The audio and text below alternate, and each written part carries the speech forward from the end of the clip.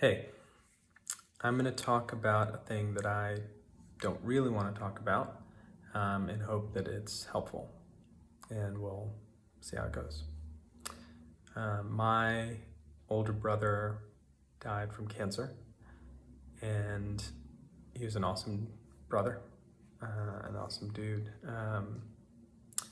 He was a couple of unique things, I guess, about him. He was like super specialized, do-gooder, doctor, and um, we had a dad who was a Buddhist monk. That's a bit of a family secret, but I think also shaped some of the ways that we think. Um, and I guess my brother's young. He was like late 40s. So why talk about it? Why might it be helpful? I think we don't talk about death that much, and we don't want to talk about it. We don't want to hear about it. It's tough to talk about. But everyone we know, everyone we love is going to die. Right? I mean, that's not a fun truth, but in any conversation, someone is going to leave is maybe a lighter way to say it. And so thinking about how we do that, I think could be beneficial. And we had a dad who was a former Buddhist monk, and he would talk about these things all the time, right? Where you're like, oh, I thought we were just talking about the flower petals, but it was like a much deeper talk. And even we were blindsided, or I certainly was blindsided, right? It's like, oh, impermanence and death is a common thing, but my brother, I didn't expect it. Now he is a doctor, maybe expected a little bit more, or like understood the possibility and percentages in a group, a friend group, and that sort of thing. But I had not thought about it, and we hadn't talked about it.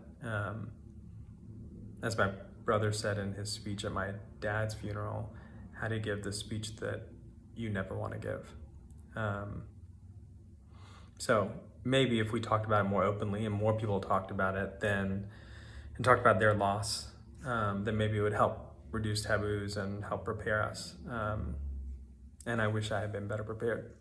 And heads up, you want to be prepared, and you want to try and get it right. And I have regrets, and it's not one of those things you do a bunch of times and learn from. So having a sense of it going into it would have been more helpful. My brother's cancer course was a year and a half. It was totally unexpected. We have no family history or anything like that. He's a super healthy dude. So in that year and a half, the downside is that he tore himself apart trying to live for his kids. And then on the positive side, we got to have conversations that we didn't have when he was healthy. And one of those times I remember we were in the kitchen and he was tired and weakened from surgeries and from sickness. And we talked about what we called the darkest timeline. And so we talked about a bunch of different things. And then at some point, he actually said, and I kind of cling to this, he's like, oh, we know from losing dad, we know that we're going to have regrets. It's inevitable.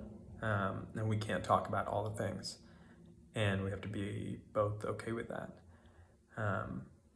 And I can picture him in his kitchen kind of leaning and telling me that. And it's something I cling to because now when I have regrets, at least I can picturing him saying that, and I know, like, I can't pick up the phone and call him, but I kind of still know that he knew I would be feeling this way.